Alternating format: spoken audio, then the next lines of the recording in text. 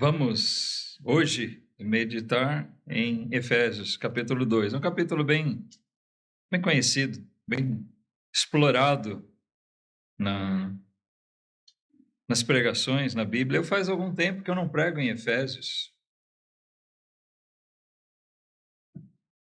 Nós vamos pegar o capítulo 2, uma parte dele. Fala sobre a graça. Olha, não existe assunto mais importante para aquele que ainda não tem, nem mais caro para aquele que já tem a graça. Não existe. Na Bíblia nós temos uma infinidade de assuntos que são tratados, que são abordados, que são, assim, preciosos. Mas quando a gente se atém à questão da graça de Deus, mais diretamente, não existe um assunto mais precioso para a gente. Por mais que a gente já tenha compreensão, já tenha entendimento dela, toda vez que nós somos levados a refletir, a meditar, a pensar sobre a graça de Deus, é um motivo maior para o nosso conforto, para o nosso consolo, para o nosso ânimo, para o nosso encorajamento, para a nossa exortação, para o crente pensar sobre o que é a graça de Deus é fundamental. A gente precisa fazer isso com certa frequência. Em alguns momentos da nossa vida, nós precisamos mais desse assunto do que em outros.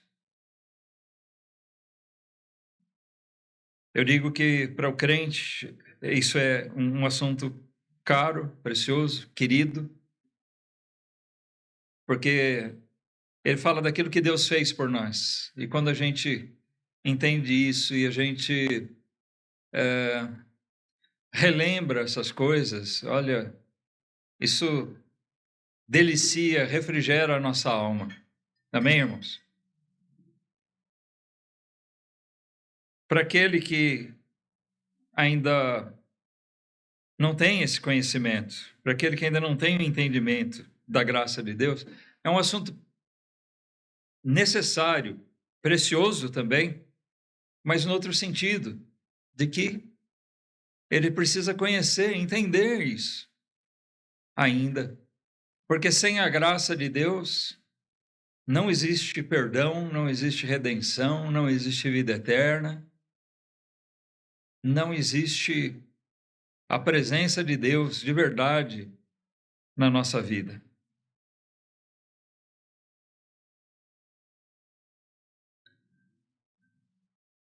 Nós temos aqui os primeiros 10 versículos desse capítulo. Nós vamos ler eles por inteiro. Depois eu gostaria de tirar algumas coisas aqui com vocês a respeito dele. Paulo escreveu: E vos vivificou, estando vós mortos em ofensas e pecados, em que noutro tempo andastes, segundo o curso deste mundo, segundo o príncipe das potestades do ar, do espírito que agora opera nos filhos da desobediência, entre os quais todos nós também antes andávamos, nos desejos da nossa carne, fazendo a vontade da carne e dos pensamentos, e éramos, por natureza, filhos da ira, como os outros também. Mas Deus, que é riquíssimo em misericórdia, pelo seu muito amor com que nos amou, estando nós ainda mortos em nossas ofensas, nos vivificou juntamente com Cristo. Pela graça sois salvos. E nos ressuscitou juntamente com Ele, e nos fez assentar nos lugares celestiais em Cristo Jesus, para mostrar nos séculos vindouros as abundantes riquezas da sua graça, pela sua benignidade para conosco em Cristo Jesus. Porque pela graça sois salvos, por meio da fé. Isso não vem de vós, é dom de Deus. Não vem das obras, para que ninguém se glorie. Porque somos feitura sua, criados em Cristo Jesus para as boas obras, as quais Deus preparou para que andássemos nelas. Até aqui a nossa leitura. Vamos orar mais uma vez? Sentados mesmo, curvando nossas cabeças. Vamos nos dirigir a Deus. Irmão Marildo, dirija, gente, por favor. Senhor Deus, Senhor Pai, louvado e agradecido seja pelo teu nome. Nós já chegamos a Ti, ó Pai, unicamente baseado na tua misericórdia, na tua demonstração de amor, ó Pai, por nós, por isso. Agradecemos, ó Deus, pelo Senhor nos proporcionar o privilégio de poder meditar em tua palavra. Tua palavra que é viva, Pai, nos nossos corações, penetra em nosso ser, nos livra, Senhor, segundo a tua vontade. O Senhor pregador, Senhor, que ele seja brevemente usado pelo Senhor, que nós possamos ser edificados pela tua palavra. Agradecemos, Senhor, pelo Senhor olhar para nós, em tão grande misericórdia. Em nome do nosso Senhor e Salvador Jesus Cristo, pedimos e agradecemos por isso. Amém. Amém. Obrigado, irmão. Olha, desde o início desse texto aqui, nós já começamos a identificar por que esse assunto é tão precioso para o crente. Porque ele fala da nossa condição anterior. Aliás, ele começa a falar justamente por essa transformação que a graça operou na nossa vida. Ele nos vivificou. Essa expressão usada por Paulo aqui, ela encontra um paralelo naquilo que Jesus disse a Nicodemos. Nicodemos era um homem correto, era um bom homem, por assim dizer, guardador da lei, um bom judeu. E ele procurou Jesus, considerando que Jesus fosse verdadeiramente um mestre. Ele procurou Jesus com uma questão. Mesmo com o conhecimento que ele tinha da lei, e sendo um bom homem, existia, ao que nós podemos entender, podemos perceber, existia uma questão que parava na mente de Nicodemos. O que eu preciso para ser salvo, para herdar o reino? E é com essa questão que ele procurou Jesus.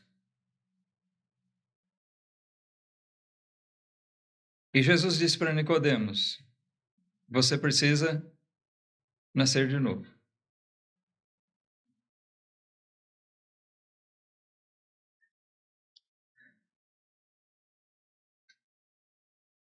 A questão toda era essa. Jesus conhecia o coração de Nicodemos.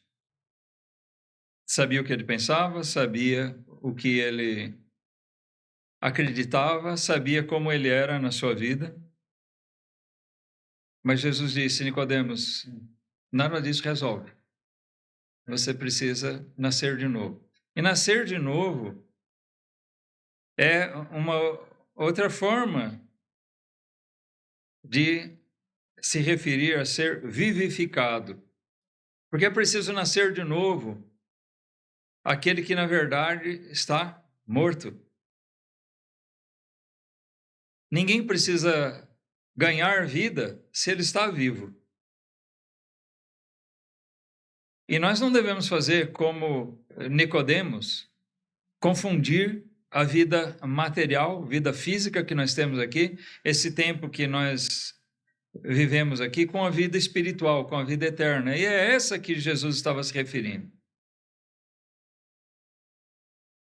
Aquela vida que é estabelecida através do perdão de Deus, através da paz que nós encontramos com o Criador. com o Senhor do universo, coisa que naturalmente nós não temos. Nós precisamos nascer de novo, nascer do Espírito, como diz João, o apóstolo. Ou seja, sermos vivificados por Deus. Aqui Paulo explica qual era a questão. E ele se dirige aos crentes efésios ali e a nós. Ele nos vivificou, estando nós mortos em ofensas e pecados. Olha, necessariamente, para sermos vivificados, é porque nós estávamos mortos. E ele reforça isso, estando vós mortos em ofensas e pecados. Totalmente à parte de Deus. Mortos, conforme Deus mesmo disse a Adão, que nós estaríamos.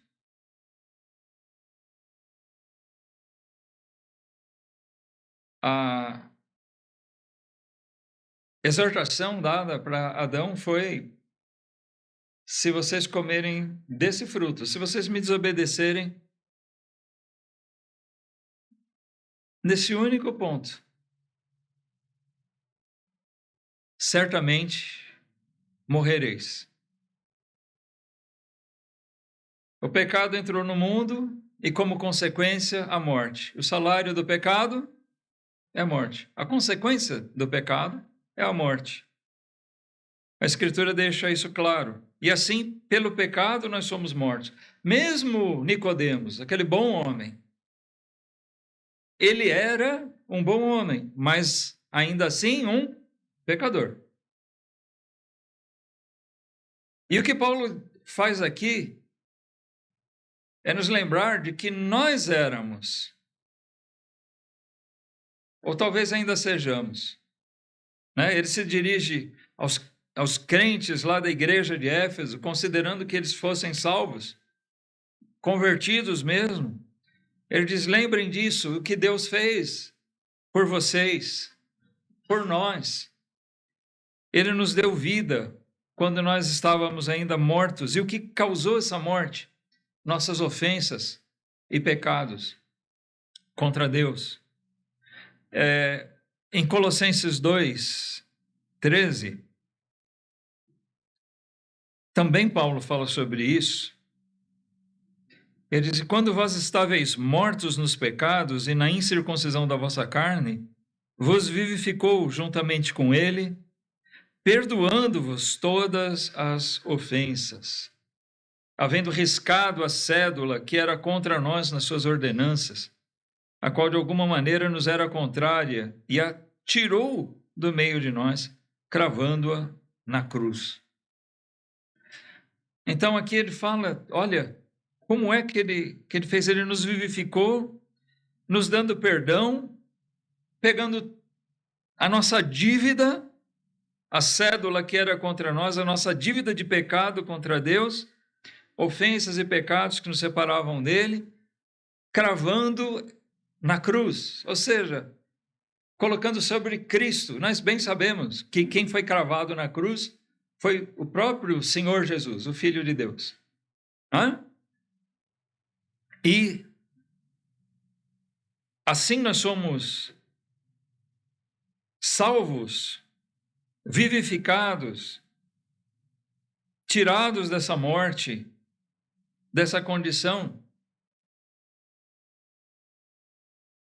por meio de Cristo.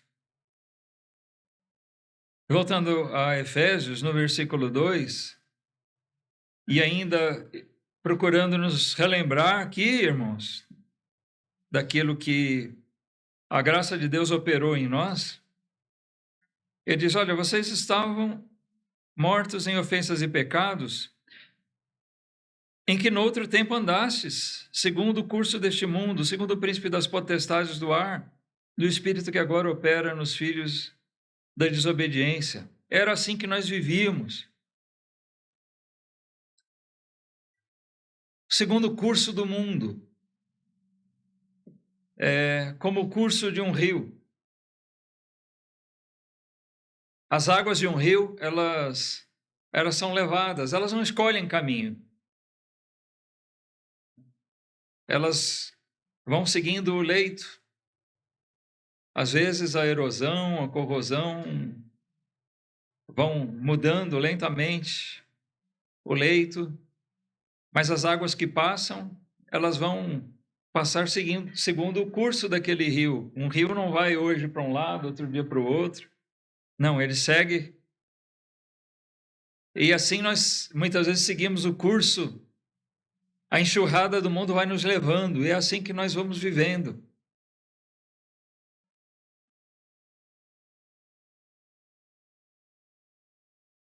As águas do mundo vão nos empurrando, vão nos movendo no mesmo sentido, e assim vamos todos nós. É natural isso. O curso de um rio é natural, o curso das águas. É natural que ele vá naquele sentido, que ele siga aquele leito. Assim é natural também ao homem que ele siga naquele caminho. Então é onde nós vemos que mesmo o pecado que vai se multiplicando vai sendo cada vez mais visto como natural. Não é assim? Olha, não precisa nem ir tão longe. Coisas que hoje são vistas como naturais, na minha juventude, muitas delas eram vistas como algum tipo de abominação. Não era aceitável aquele tipo de coisa. E hoje é totalmente natural. Mas o mundo vai levando nesse sentido. E nós assim andamos. Nós estávamos nessa onda. Mas Paulo diz, lembrem que vocês estavam assim, vocês viviam assim, levados, sem poder fazer nada, sem reação, sem força para mudar o destino. Mas Deus vivificou, Deus na sua graça operou em vocês. Vocês estando mortos nessas ofensas e pecados, vocês foram tirados disso. Qual é o curso desse mundo que nós andávamos? Segundo o príncipe das potestades do ar, do espírito que agora opera nos filhos da desobediência, as influências do mal, malignas, Satanás, né? E seus anjos, seus asseclas, agem no mundo e assim operam nos filhos da desobediência. E assim nós éramos também filhos da desobediência, nós vivíamos nisso. Resta saber, né? Se talvez você ouvindo isso hoje, se talvez ainda você esteja seguindo esse mesmo curso do mundo, se ainda te falta a vivificação, se ainda você continua separado de Deus por suas ofensas e pecados, se ainda o príncipe das potestades do ar é quem opera na sua vida, está agindo com força, agindo com autoridade sobre a sua vida. Mas Paulo relembra aos crentes de que esse tempo passou e que nós fomos tirados disso. No versículo 3, ele relembra que todos estavam incluídos nisso, inclusive ele. Porque ele diz assim, olha, entre esses, os filhos da desobediência, todos nós também antes andávamos nos desejos da nossa carne, fazendo a vontade da carne e dos pensamentos, e éramos por natureza filhos da ira, como os outros também. Antes, era essa a nossa condição. Separados de Deus, pelos nossos pecados contra Ele, levados no curso desse mundo, regidos pela operação de Satanás, andando nessa vida, vivendo, fazendo a vontade da carne.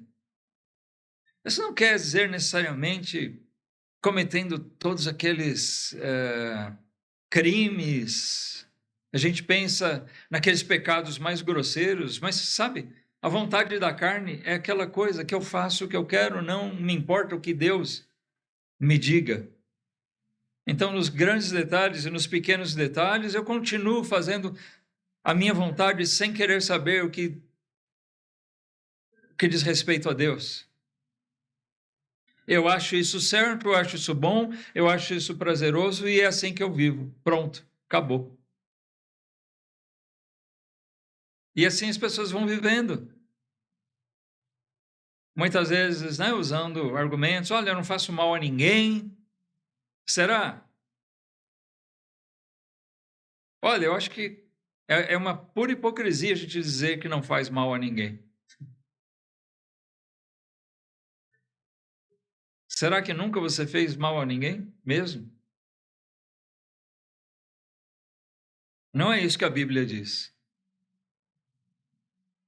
Mas é assim, a gente acha normal essas coisas e anda fazendo a vontade da carne, dos pensamentos e, como ele diz, nós éramos isso mesmo e éramos filhos da ira como os outros também. Ou seja, todos aqueles sem Cristo, nós também estávamos entre eles. Nós éramos contados entre eles, tínhamos o mesmo destino. Que destino é esse? Essa expressão filhos da ira define bem que destino é esse. Os filhos da ira são aqueles, é uma expressão bíblica para definir aqueles que estão destinados à condenação eterna, à punição de Deus. Então ele diz, nós estávamos entre eles.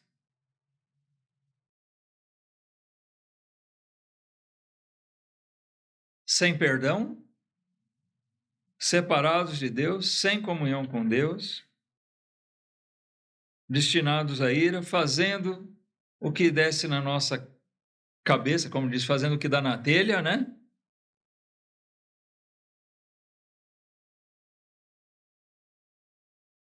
É assim, como os outros. Ele diz, como o mundo vive, nós vivemos. É isso, e o nosso destino seria esse. Tudo isso ele diz para nos fazer pensar a grandeza do que Deus operou na nossa vida. O versículo 4 ele diz, mas Deus, né? Esse mas aqui marca, espera aí, tudo isso estava caminhando num determinado sentido.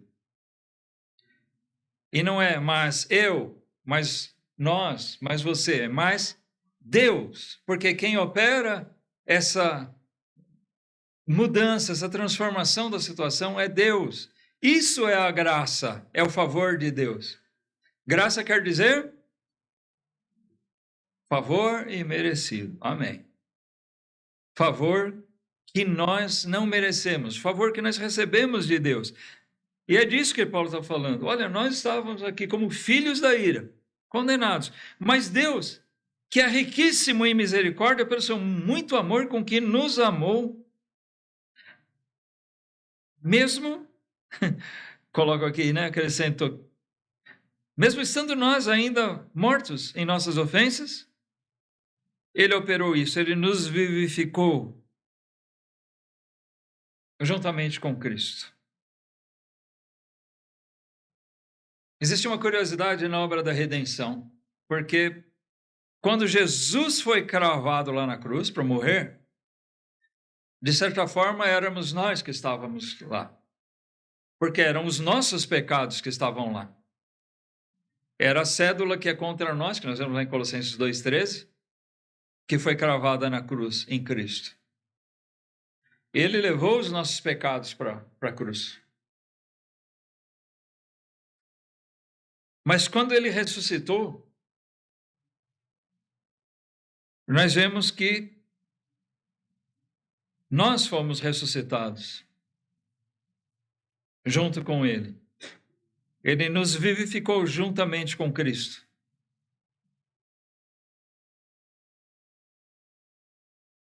Então, tanto na morte quanto na ressurreição de Jesus, ali nós vemos operado a nossa redenção, a morte do homem velho e o nascimento de uma nova criatura, o novo nascimento, a transformação ou a regeneração. Nós temos uma interpretação equivocada, mesmo entre os crentes, muitas vezes, a respeito dessa palavra, regeneração. Por quê? Nós somos levados a entender que regeneração é quando a gente mesmo resolve mudar. Ah, fulano bebia muito, por exemplo, né? Ou ele era um caloteiro, mas aí ele resolveu mudar de vida, então ele se regenerou. E assim, essa ideia, esse conceito é levado muitas vezes para dentro do Evangelho com essa ideia de que a regeneração é uma consequência da conversão. Mas não. Não existe regeneração, novo nascimento, vivificação, como a gente queira chamar, que são sinônimos, sem a operação de Deus. Vamos lembrar que o ponto que marca a virada aqui é o quê? Esse versículo 4. Tá certo? Mas Deus. Que Deus é esse? Esse Deus que é riquíssimo em misericórdia. Você sabe o que é misericórdia? Misericórdia é a compaixão de alguém por outra pessoa que é culpada. Olha, ele é digno de castigo, de punição, mas eu vou ter misericórdia dele. Eu vou ter compaixão dele. Eu vou perdoar ele, mesmo ele não merecendo. Deus é misericordioso com a gente. Então, antes de a gente vacilar o pé, antes de desanimar, antes de blasfemar, qualquer coisa, olha, irmãos, nós temos que pensar nessa graça de Deus. Nós temos que pensar no que Deus fez por nós. Eu era alguém prontinho para ir para o inferno, mas Deus, pela sua misericórdia, ele resolveu intervir e mudou tudo. Amém? Ele mudou, ele me tirou dali. Ele me tirou dessa condição. É por isso que a gente se reúne para louvar a Deus. A gente vem para a igreja, por quê? Não é um clube social. Aqui a gente passa calor. Seria muito mais gostoso estar na beira de uma piscina, certo? Aqui a gente, sempre as irmãs preparam alguma coisinha gostosa para a gente comer, mas seria mais gostoso estar fazendo um churrasco? Prazer da carne? Se nós estivéssemos fazendo a vontade da carne, dos nossos pensamentos, certamente é isso que nós buscaríamos fazer. Ou tal, no conforto do nosso lar, quem sabe alguém, num calor desse aqui, alguém que tem uma condiçãozinha um pouquinho melhor, estaria com seu ar-condicionado ligado, ou pelo menos com um ventilador em cima, né? Gozando de um conforto na sua casa. Mas a gente vem para a igreja, às vezes passa calor, as cadeiras não são confortáveis, como a poltrona da nossa casa. Aqui você não pode espichar, né? Em casa a gente está cansado, a gente muda de posição, tomba para lá, tomba para cá.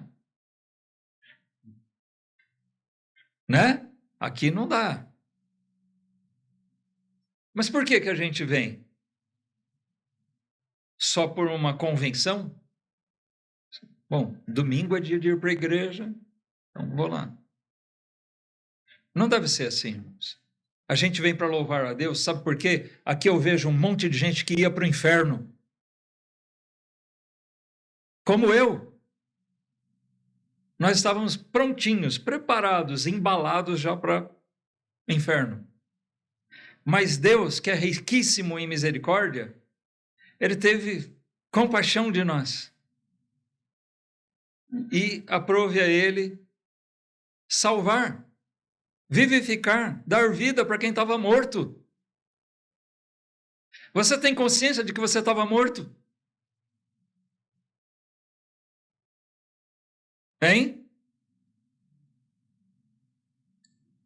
Ou talvez você ainda esteja. Quem está morto? Responde aí.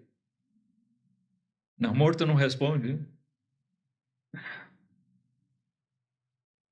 Olha, eu espero de verdade, né, estarmos entre vivificados. Entre vivos eu sei que nós estamos, não tem ninguém morto aqui, fisicamente. Mas eu digo, estarmos entre vivificados, pessoas que nasceram de novo, que foram regeneradas pela ação, pela operação maravilhosa de Deus.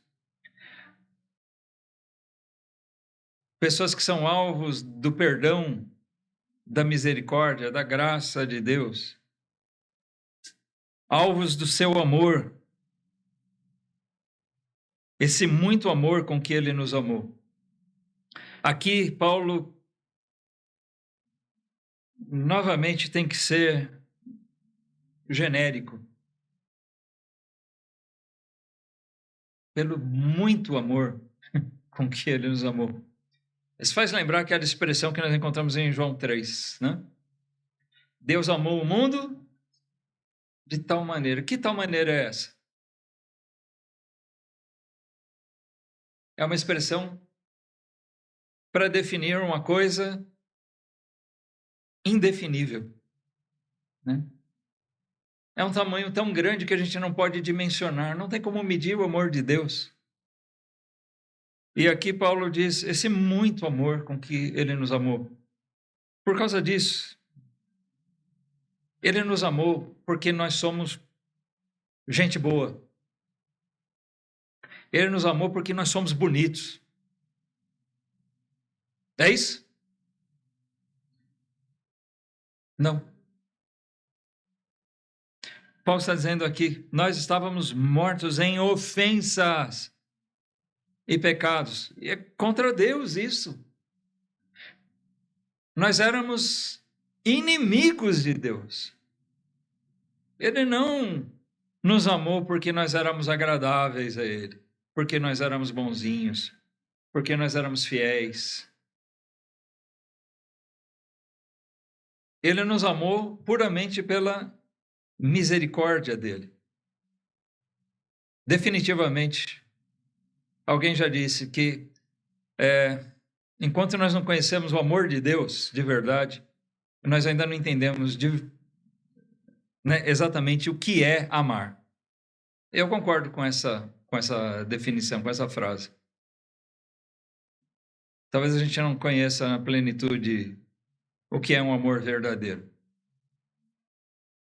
Quando a palavra de Deus diz que nós devemos amar o próximo, amar uns aos outros, o crente, ele tem a condição de aprender isso, de olhar para Deus. A Bíblia não está dizendo que eu devo amar só aquele que me é agradável. Aliás, Jesus ensinou a gente que nós devemos amar até os nossos inimigos, né?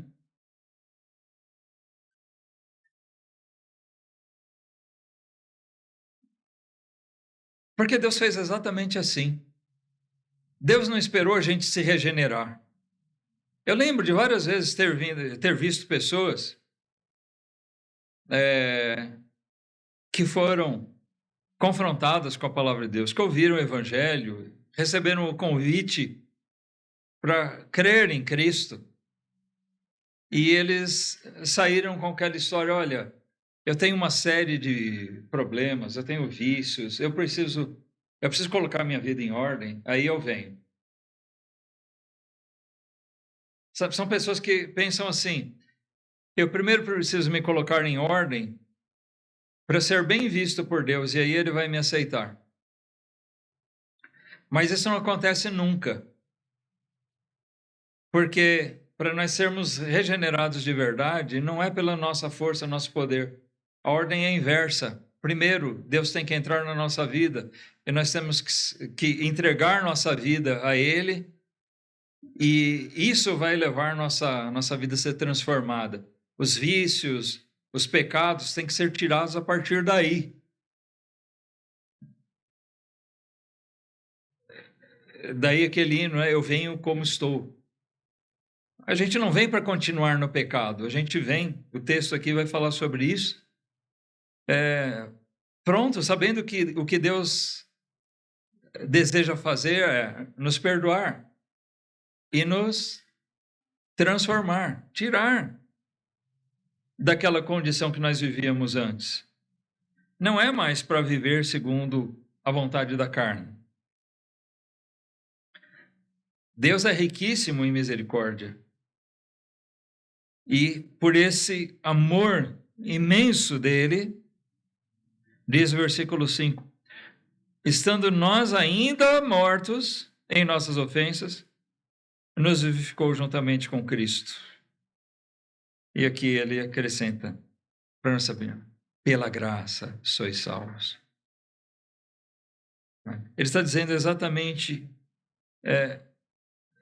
isso que eu acabei de dizer antes, em outras palavras. Nós não nos ressuscitamos, não nos regeneramos a nós mesmos para vir ao Senhor. Ele diz, não, estando nós ainda nessa condição, mortos nas nossas ofensas, é que ele operou isso, nos vivificou juntamente com Cristo. E ele lembra, isso é graça. Lembra, vocês não vieram a Deus pelos méritos de vocês, porque vocês reagiram aos pecados de vocês, porque vocês resolveram ser bons. Não, vocês foram resgatados pela misericórdia de Deus, que é consequência da graça dele. Isso é graça, é o favor de Deus. Alguém que não merecia, não merece o amor de Deus. Você merece o amor de Deus? Não, nós não merecemos isso. Mas Ele ama quem quer.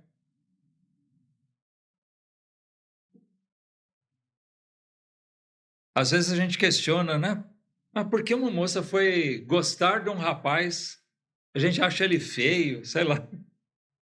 Né? Tanto podia... Né? Os feios também têm direito. Graças a Deus. Então, olha, as pessoas às vezes julgam, né? Como é que foi? Por que foi gostar daquele? Porque, olha, a pessoa resolveu amar aquela pessoa do jeito que ela é. Problema dela. Ela ama quem ela quiser amar. Embora nós tenhamos o ensinamento bíblico que devemos amar o nosso próximo, né? Todos. Mas nesse sentido a gente vê um amor específico, especial, né? Mas Deus também é livre para amar quem Ele quer. Ele amou o mundo de tal maneira, mas o amor dele é manifesto de uma maneira especial sobre aqueles que são resgatados. O fato é o seguinte, é que nós estávamos mortos, separados dele mesmo. Mas ele, pelo seu muito amor com que nos amou, ele assim nos vivificou com Cristo ou em Cristo. Isso é favor imerecido, isso é graça. Por isso ele relembra aqui, é pela graça que vocês são salvos. No versículo 6, ele usa uma expressão também paralela à vivificação. Ele nos ressuscitou juntamente com ele, juntamente com Cristo, e nos fez assentar nos lugares celestiais em Cristo Jesus. Então, a graça de Deus, às vezes a gente enxerga assim, olha, bom, ele me perdoou os meus pecados e me poupou do inferno. Amém.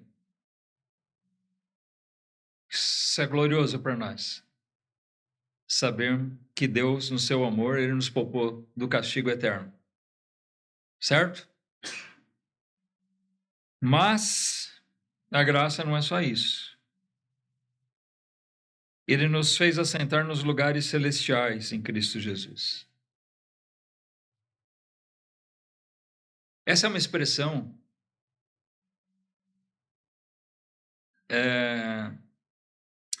sem uma definição exata. Alguns tentam interpretar, né, dar uma explicação de uma maneira, outros de outra. Mas uma coisa que é comum a todas as explicações é que Deus tira aquele que era seu inimigo, condenado, ele tira da posição de quem vai para o inferno e coloca numa posição de honra, de glória. Crente,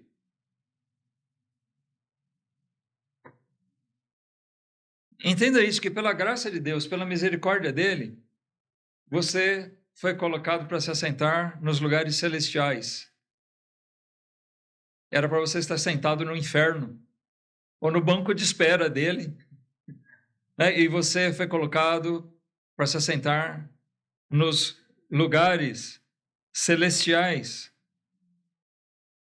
num lugar onde Deus colocou para te honrar, um lugar de honra, de estarmos com Cristo. Então, a misericórdia dele não é só de nos poupar, mas é de nos dar muito mais do que nós poderíamos esperar.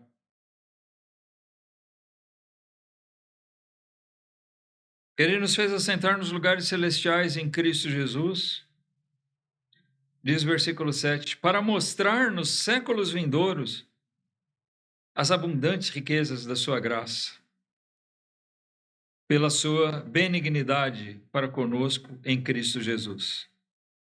Quando ele fala que os séculos vindouros, não é só o tempo, os séculos contando... O que é um século? 100 anos, né? A gente pensa assim. Mas a palavra traduzida por séculos aqui, ela tem um significado, um sentido mais amplo na Bíblia. Sabia disso? Ele fala, nós vivamos aqui o presente século mal. O que é o presente século mal? Era aqueles 100 anos onde ele estava escrevendo? Não. O presente século mal é o atual estado de coisas. Mas não, o crente ele tem a certeza pelas promessas de Deus que não só nesse tempo nós somos colocados em posição de honra por Deus, porque nós estamos aqui agora como filhos de Deus, embaixadores de Cristo. É ou não é posição de honra? Eu que era um servo do diabo, manipulado por ele, agora eu sou um servo do Senhor, eu sou um filho de Deus, sou um embaixador de Jesus Cristo.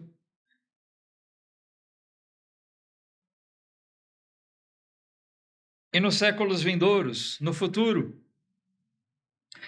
nós temos anunciado na Bíblia um período chamado de milênio, onde, pelo que nós podemos entender, os salvos já vão estar com Cristo e vão haver aqui ainda pessoas vivendo nessa carne, ímpios. E Cristo vai governar durante esse tempo.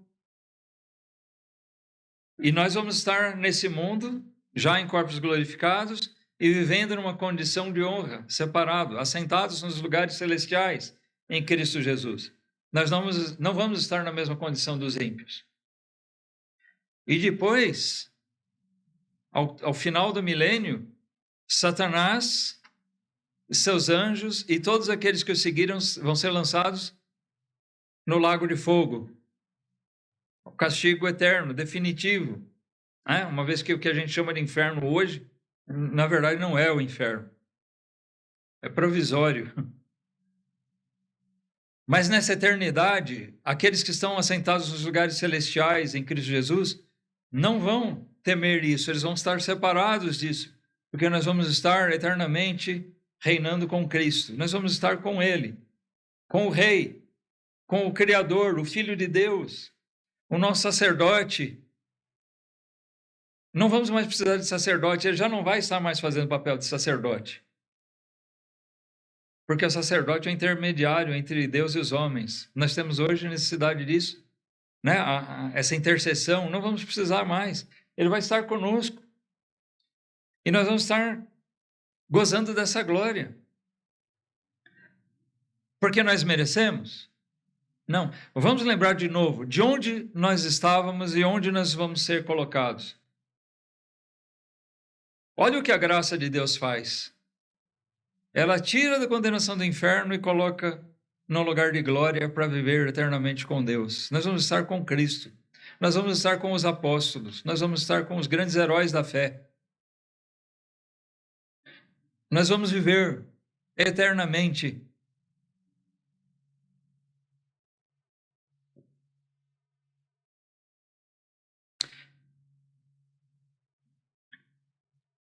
Pela sua benignidade.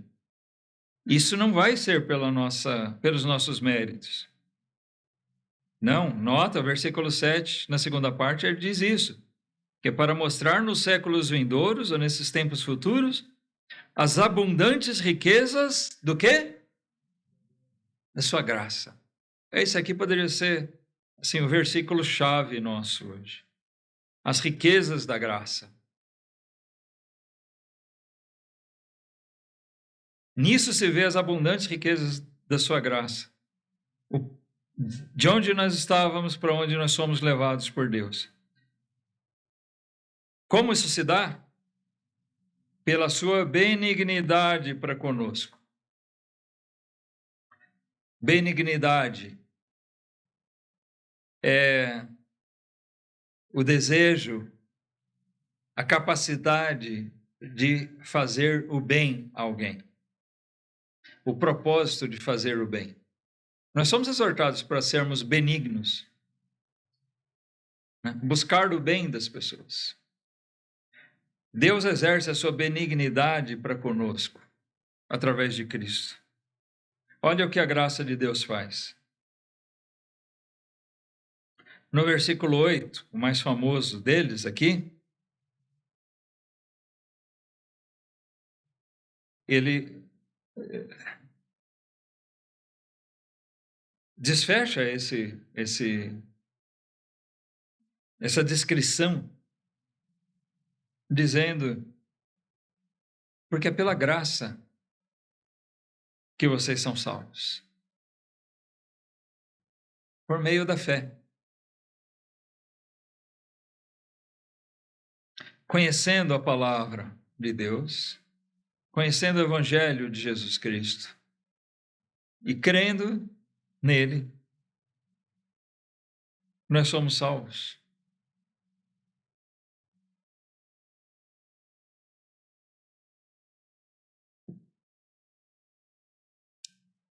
Você que é convertido, eu quero tentar fazer aqui com você rapidamente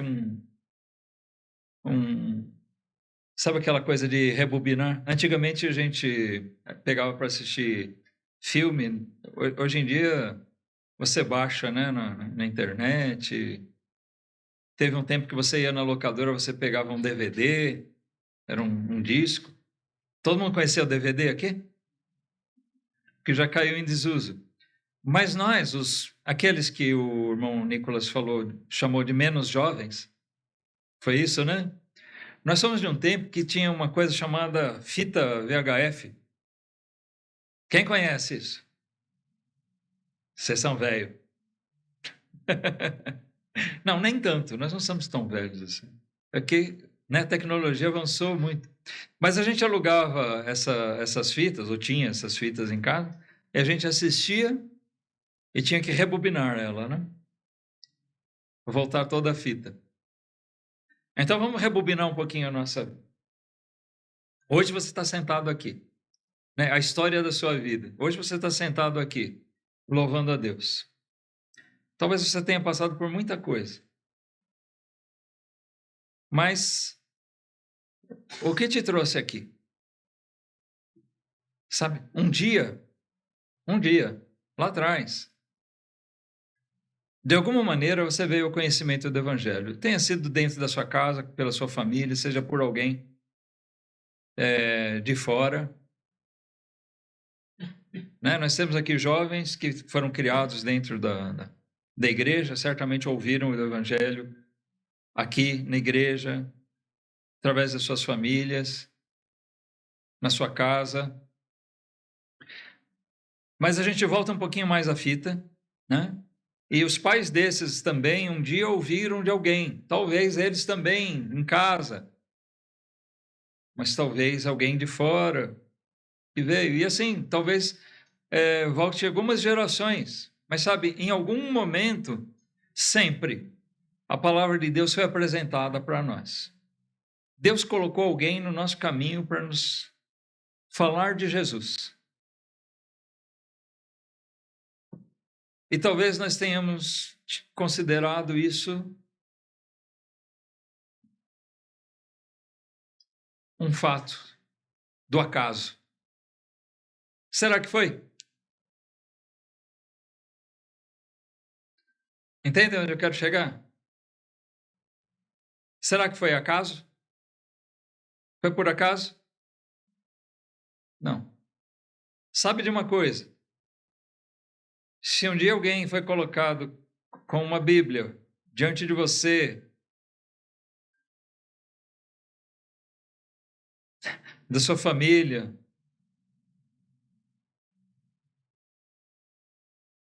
Deus promoveu isso para falar de Cristo,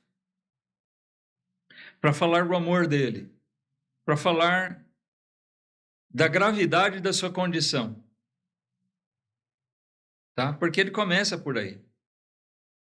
Não adianta falar do amor de Cristo sem antes falar que nós estávamos mortos em ofensas e pecados. É inócuo, é vazio. Cristo me amou. A verdade de que Cristo me amou, que Deus me amou,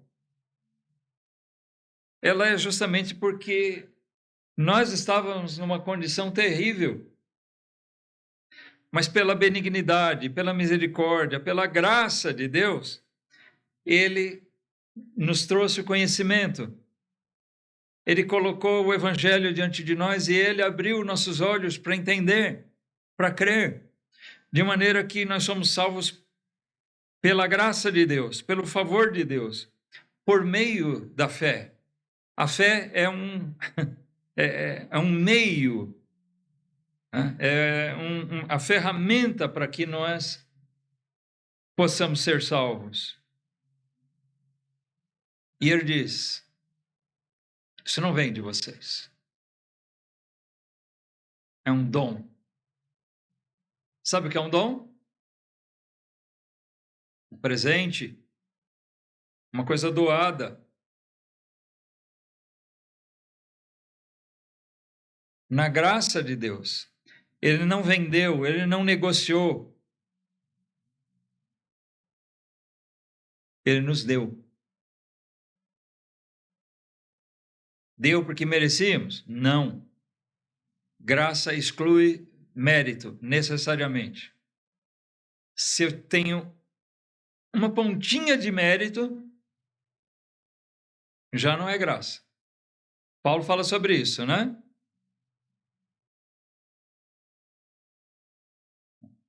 Ou é graça ou não é.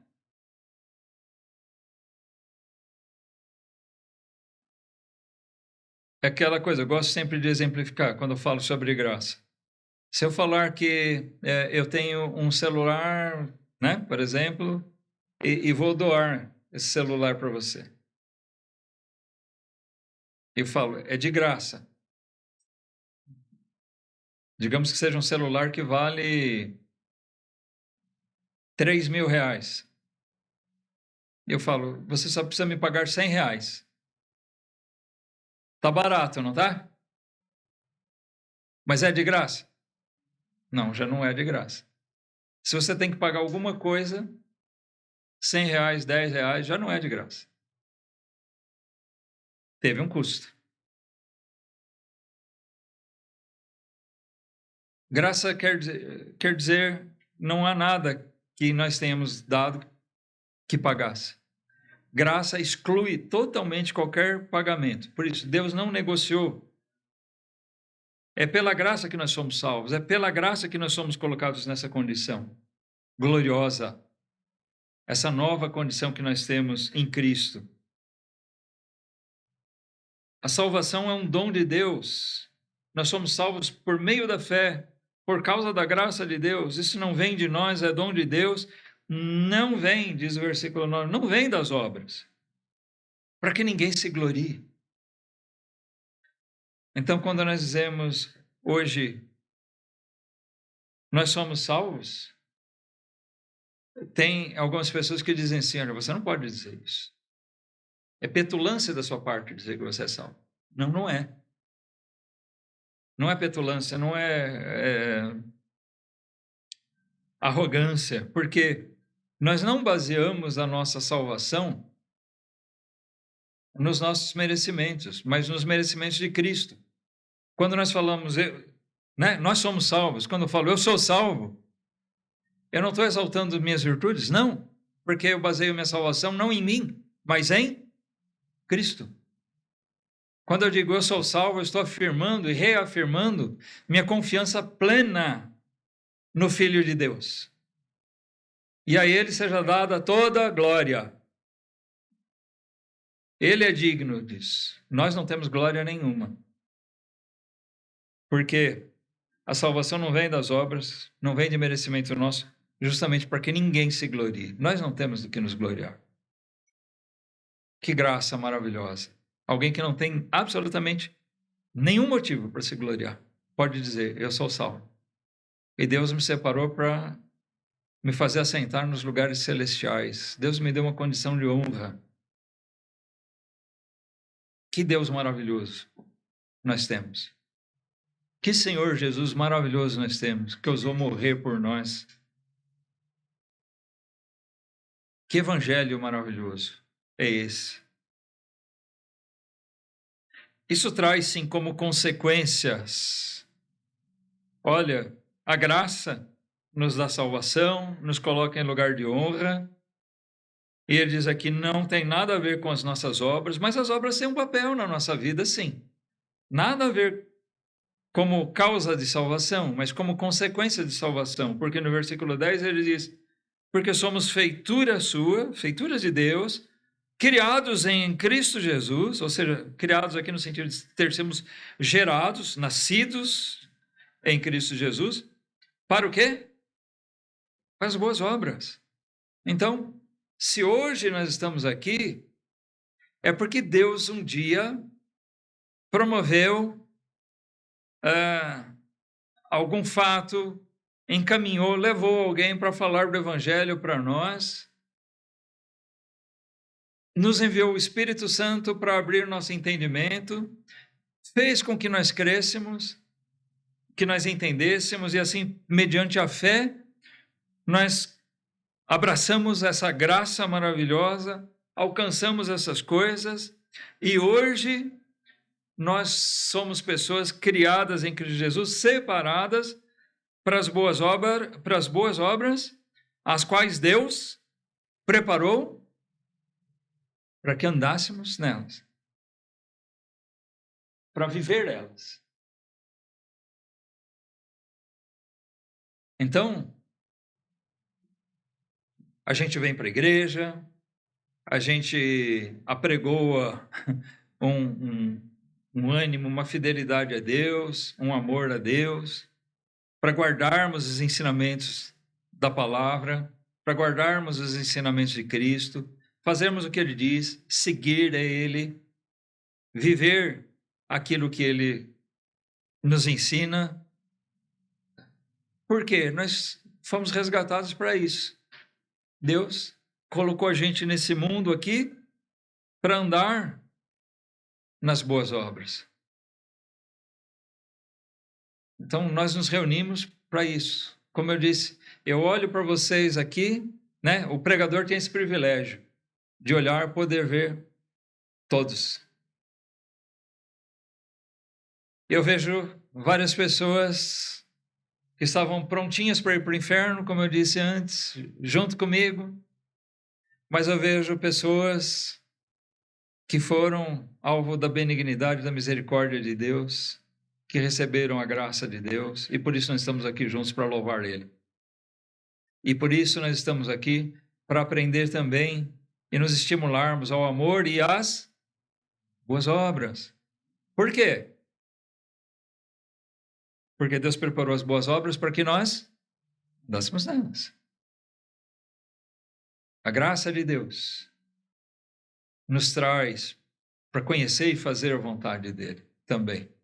E não é um peso para nós. É um peso para você fazer a vontade de Deus? Ou é um prazer? Você sabe por que muita gente tenta ser crente e não consegue? Tem pessoas que acham que, bom, eu vou para a igreja, eu vou ser igual a eles. Talvez ache bonito alguém, né? O ambiente, e ele fala, não, eu vou entrar nessa turma aí. Mas ele não consegue, porque ele ainda está naquela condição que nós lemos no início, de fazer a vontade da carne. Ele não quer fazer a vontade de Deus. Ele não foi vivificado, ele ainda está morto em ofensas e pecados. Então, ele tenta viver entre os... andar com os vivos, com os vivificados. Ele tenta ser como eles, mas ele não consegue. Olha, eu conheci tanta gente nesses anos de conversão, esses anos todos de igreja, como pastor, antes disso, tanta gente que teve entre nós e que abandonou a fé, voltou a fazer as coisas que fazia antes, pessoas que não tinham nenhum apreço pela palavra de Deus, estavam ali pela pura vontade da carne. Mas o salvo não, o salvo tem prazer, porque pela graça de Deus, nós somos também transformados. Esse negócio de ser vivificado, ele transforma aquele que vivia fazendo a vontade da carne em ofensas contra Deus. Alguém vivificado, ele não quer mais viver ofendendo a Deus. Você quer ofender a Deus? O crente, ele pensa, eu não quero fazer nada que ofenda ao meu Senhor. Ele lembra da graça. Por isso que eu disse, esse assunto é caro ao crente, é precioso para nós. Porque quando nós lembramos do que ele fez por nós, sem a gente merecer nada, o amor dele, a misericórdia e a benignidade, nós falamos, eu não posso propositalmente pecar contra Deus. Eu não posso viver nisso. Eu não posso me acomodar nisso. Alguém que fez tão bem para mim, sem eu merecer nada, como é que eu posso deliberadamente viver pecando contra ele, ofendendo? Não, o crente não quer mais. Paulo diz lá em Romanos 6, nós estamos debaixo da graça, mas nós vamos continuar pecando para que a graça abunde? A resposta dele está clara lá, né? Não, de maneira nenhuma. Por quê? Porque nós estamos mortos. Então a gente continua morto? Não, lá é outro contexto. Ele diz, nós estamos mortos agora, não mortos em separação contra Deus, mas nós estamos mortos para o pecado. A gente antes estava morto para Deus e agora está morto para o pecado. Quem operou isso? Essa mudança? Deus, na sua graça. Que a graça de Deus seja uma realidade na nossa vida. Que a graça de Deus nos motive a cada dia a andar nas boas obras, andar naquilo que Deus preparou para nós. com alegria a gente tenha o desejo intenso de sempre fazer a vontade do Senhor. Eu quero agradar o meu Senhor, aquele que morreu por mim, aquele que deu sua vida, deu seu sangue por mim. Por isso que a gente não pode cansar de pensar nisso, de cantar hinos, de falar sobre essa coisa chamada graça de Deus, sobre o sacrifício de Cristo. Não pode ser um assunto vulgar para nós. Sempre tem que ser alguma coisa que fala no fundo do nosso coração. Amém? Que a graça de Deus alcance realmente cada um aqui. É o nosso desejo, a nossa oração. Porque ela é a coisa mais maravilhosa que nós temos. Que Deus abençoe a sua palavra. Vamos orar?